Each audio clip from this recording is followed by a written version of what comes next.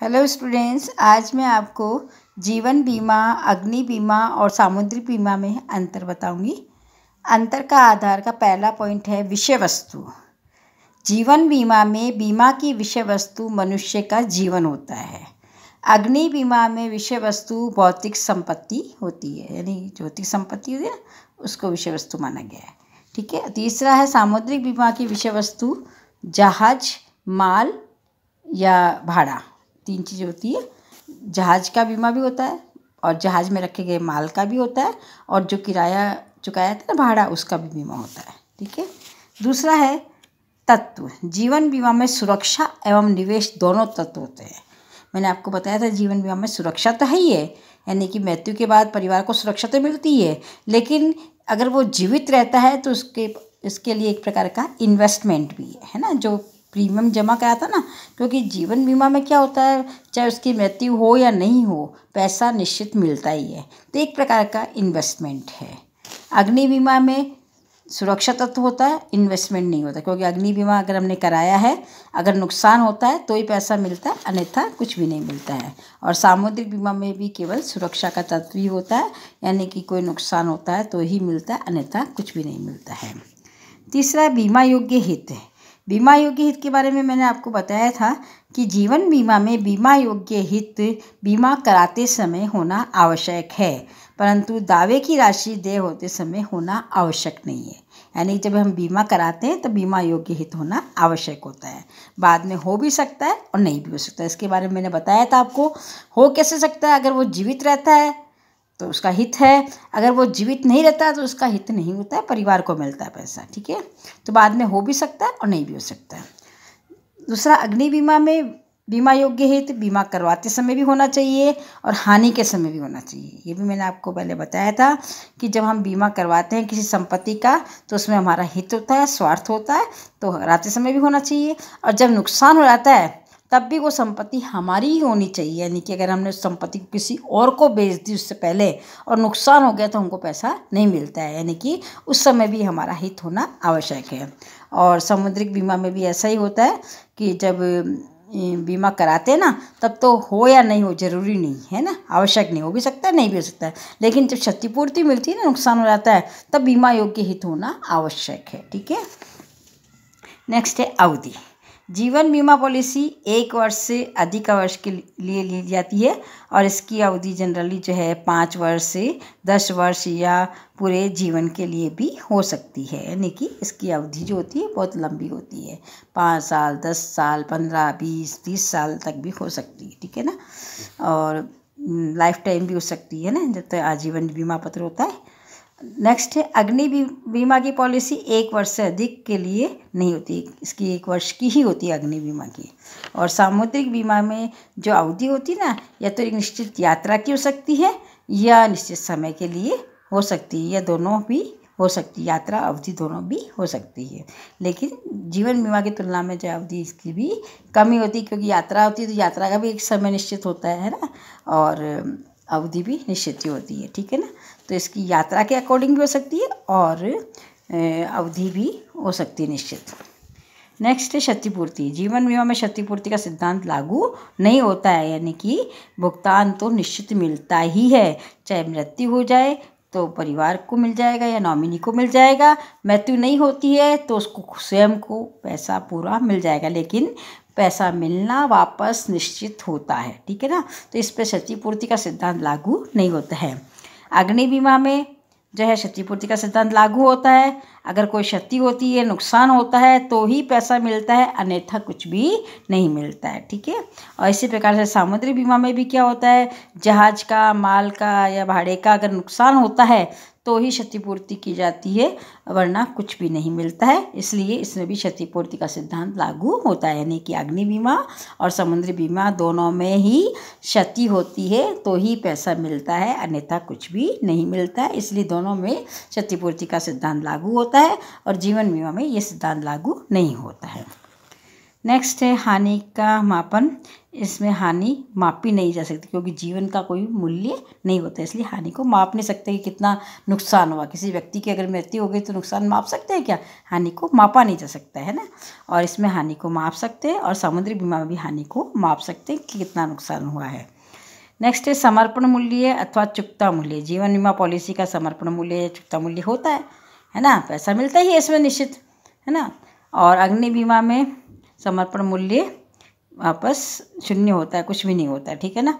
और समुद्री बीमा में भी शून्य ही होता ही नहीं समर्पण मूल्य, यानी कि अगर आपको कोई नुकसान नहीं हो तो कुछ भी वापस आपको मिलने वाला नहीं है, ठीक है ना। नेक्स्ट है पॉलिसी की राशि। जीवन बीमा कितनी भी राशि का करवा सकते हैं, वो आपकी इच्छा पर डिपेंड है। आप कितनी किस्त भर सकते हैं, प्रीमियम भर सकते हैं, आप इसके अकॉर्डिंग करवा सकते हैं। जबकि अग्नि बीमा में विषय वस्तु के मूल्य से अधिक का बीमा नहीं, यानी जितनी जो संपत्ति का हम बीमा करवा रहे हैं ना, उसकी जितनी वैल्यू उससे अधिक का नहीं करवा सकते। और सामुद्रिक बीमा में जहाज माल भाड़े की जो राशि होती है ना, मूल्य होता है, उसी का ही बीमा करवाया जा सकता है, उससे अधिक का नहीं करवाया जा सकता है। नेक्स्ट है जोखिम की संभावना। इसमें निश्चितता का तत्व होता है, यानी कि घटना या मृत्यु होना क्या होती है, निश्चित होती है ना। मृत्यु कब होगी ये निश्चित, लेकिन मृत्यु होना तो निश्चित होता ही है। और अवधि भी क्या है, पूरी होती है। दोनों में से कोई भी पूरा हो जाए तो पैसा मिलता ही है इसमें, तो इसमें निश्चितता रहती है।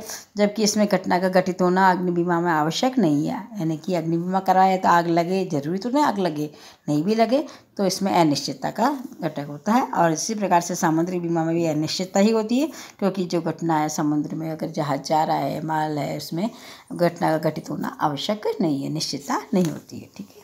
ये थे आपके 9 पॉइंट तीनों में अंतर के। अब नेक्स्ट टॉपिक जो है वो जीवन बीमा का एक टॉपिक और बचा हुआ है, वो बता रही मैं आपको। जीवन बीमा पॉलिसी के प्रकार। ये एक प्रलेख बीमाकार और बीमाकृत के बीच एक लिखित प्रसविता, यानी कि दोनों के बीच में एक लिखित एग्रीमेंट होता है जिसमें बीमे की शर्तें वगैरह लिखी रहती है, उससे हम क्या कहते हैं, पॉलिसी कहते हैं। मैंने आपको पहले ही बताया था, जीवन बीमा में बीमाकर्ता और बीमित के बीच में जो निश्चित शर्तें और नियम जो है लिखे रहते हैं, और दोनों के उसमें जो है शर्तें, उसमें साइन वगैरह भी होते हैं, एग्रीमेंट होता है पूरा एक तरह से, इसको हम पॉलिसी कहते हैं। बीमाकृत यानी प्रस्तावक द्वारा प्रस्तावना का फॉर्म भरने और बीमा कंपनी द्वारा प्रीमियम को स्वीकार कर लेने के पश्चात ही पॉलिसी जारी कर दिया। यानी कि अगर हमें बीमा कराना तो हमें एक फॉर्म भरना पड़ेगा, फॉर्म भर के हमें जो है प्रीमियम जमा करानी पड़ेगी। फर्स्ट जो किस्त होती है इसकी, वो प्रीमियम जमा कराते ही जो है पॉलिसी जारी कर दी जाएगी। हर व्यक्ति की अलग अलग आवश्यकताएं होती है, उसी के अनुसार पॉलिसियों की आवश्यकता होती है। ये आवश्यकताएं पारिवारिक भी हो सकती है, बच्चों से संबंधित है, बूढ़ा होने से संबंधित है, या कोई विशिष्ट आवश्यकता से संबंधित भी हो सकती है। इस प्रकार से आवश्यकताओं को ध्यान में रखते हुए अलग अलग पॉलिसियाँ निकालती है बीमा कंपनी। जैसे आजीवन बीमा पॉलिसी है, बंदोबस्ती बीमा पॉलिसी है, बच्चों की बीमा पॉलिसियाँ है ना, कई प्रकार की पॉलिसी है जिसके बारे में हम पढ़ेंगे। सबसे पहले आता है आजीवन बीमा पॉलिसी। इस प्रकार की बीमा पॉलिसी में बीमा राशि बीमाकृत को बीमा किए गए व्यक्ति की मृत्यु से पहले नहीं मिलेगी, यानी कि आजीवन नाम से स्पष्ट है, यानी पूरे जीवन की ये बीमा पॉलिसी होती है। जब तक व्यक्ति जीवित रहता है तब तक उसको कोई पैसा नहीं मिलेगा, उसकी मृत्यु के बाद ही उसके परिवार को या जो उसका नॉमिनी उसी को पैसा मिलेगा, है ना। हाँ, रही बात है प्रीमियम का भुगतान। प्रीमियम का भुगतान एक निश्चित अवधि तक ही किया जाता है, जरूरी नहीं कि पूरे जीवन के तक, निश्चित अवधि तक ही किया जा सकता है। जैसे 20 साल 30 साल तक जब तक वो कर सकता है तब तक उसके प्रीमियम का भुगतान की अवधि जो है निश्चित होती है, तब तक करेगा। उसके बाद में प्रीमियम भले ही भुगतान नहीं करेगा, लेकिन पॉलिसी का जो पैसा है उसकी मृत्यु के बाद ही उसके जो आश्रित है या जो नॉमिनी है उसी को ही मिलेगा। यानी ये पॉलिसी आजीवन चलने वाली है, मृत्यु के बाद ही इसमें पैसा मिलता है। दूसरा, बंदोबस्ती जीवन बीमा पत्र। इस प्रकार की पॉलिसी में बीमाकार यानी बीमा कंपनी बीमाकृत को निश्चित राशि निश्चित उम्र पाने या उसकी मृत्यु होने पर जो भी दोनों में से पहले हो देने का वचन करती है। यानी कहने का मतलब है बंदोबस्ती बीमा पत्र जनरली हम जो देखते हैं ना बीमा करवाते वो बंदोबस्ती बीमा पत्र होते हैं। इसमें क्या होता है, निश्चित अवधि होती है, निश्चित अवधि तक अगर वो जीवित रहेगा तो उसे पैसा मिल जाएगा, अगर वो उससे पहले उसकी मृत्यु हो गई तो उसके आश्रित को पैसा मिल जाएगा। यानी निश्चित अवधि और मृत्यु दोनों में से जो भी पहले हो जाए उसको पैसा मिल जाएगा, यानी उसकी मृत्यु होने पर आश्रित को और अगर वो जीवित रहता है तो उसे स्वयं को पैसा मिल जाएगा।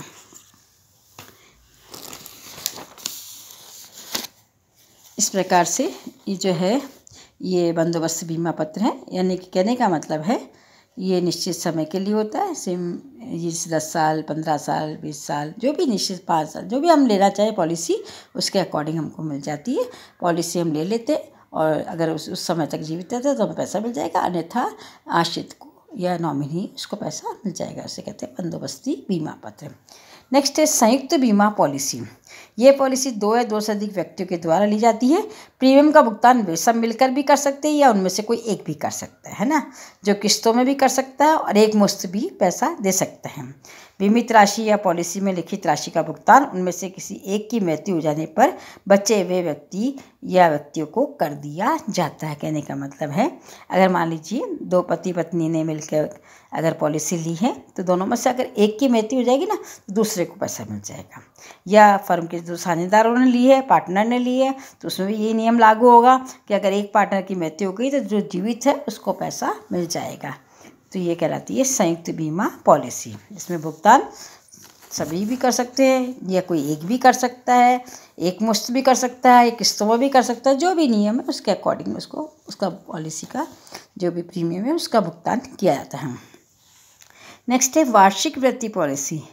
ये पॉलिसी के अंतर्गत बीमित राशि अथवा पॉलिसी की राशि एक आयु की प्राप्ति पर मासिक, त्रैमासिक, अर्धवार्षिक या वार्षिक किस्तों में भुगतान की जाती है। और प्रीमियम की राशि किस्तों में या एक मुश्त दी जा सकती है और उन पर ये उन लोगों के लिए उपयुक्त है जो निश्चित आयु के बाद नियमित आय चाहते हैं। कहने का मतलब ये है ये ऐसी पॉलिसी है जो लोग जानते हैं कि इतने समय तक तो हम कमा लेंगे, रिटायर हो जाएंगे, उसके बाद पैसा हमारे पास नहीं रहेगा, है ना, हम कमा नहीं पाएंगे। तो उसके बाद क्या है कि उनको निश्चित राशि हर महीने मिले या हर 3 महीने में या 6 महीने में, जो भी वो चाहते हैं उस हिसाब से उनको भुगतान कर दी जाएगी प्रीमियम। मतलब एक तरह से ये जैसे पेंशन मिलती ना उसी प्रकार से ये जो है राशि उनको मिलती रहती है बाद में। अच्छा, ये प्रीमियम की जहाँ तक बात है, प्रीमियम एक मुश्त भी दे सकते हैं और किस्तों में भी दे सकते हैं। कहने का मतलब है कि ये जो है निश्चित आयु प्राप्ति के बाद में, जैसे एक व्यक्ति सोचता है कि 60 साल के बाद जब मैं कार्य करने की योग्य नहीं रहूँगा या मेरी क्षमता नहीं रहेगी, उसके बाद मुझे अगर नियमित आय मिलती रहे तो इस प्रकार की ये पॉलिसी ले लेता है तो वो निश्चित अवधि तक तो पैसा प्रीमियम का भरता है या एक मुश्त भी भर सकता है।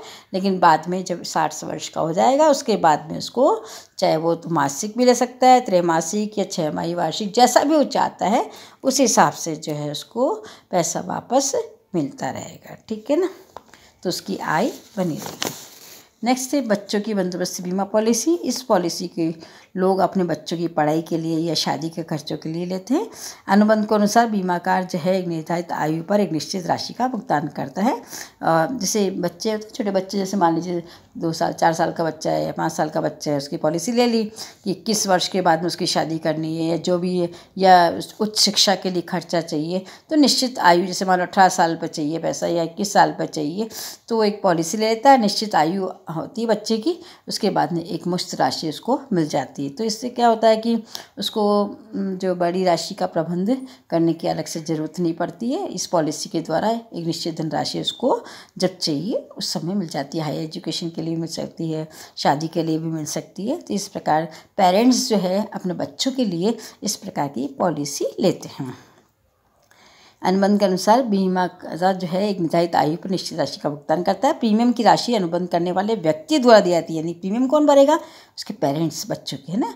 यदि उस व्यक्ति की पॉलिसी के परिपक्व होने से पहले ही अगर मृत्यु हो जाती है, जो पेरेंट्स है ना उनमें से किसी की मृत्यु हो जाती है तो उन्हें आगे की प्रीमियम को देने की आवश्यकता नहीं है। ठीक है ना।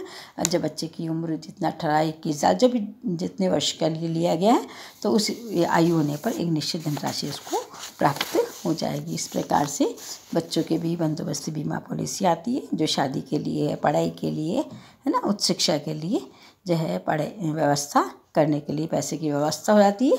ठीक है ना। तो ये है जीवन बीमा पॉलिसियों के विभिन्न प्रकार। ठीक है। नेक्स्ट टॉपिक है अग्नि बीमा नेक्स्ट वीडियो में। Okay, take care, bye.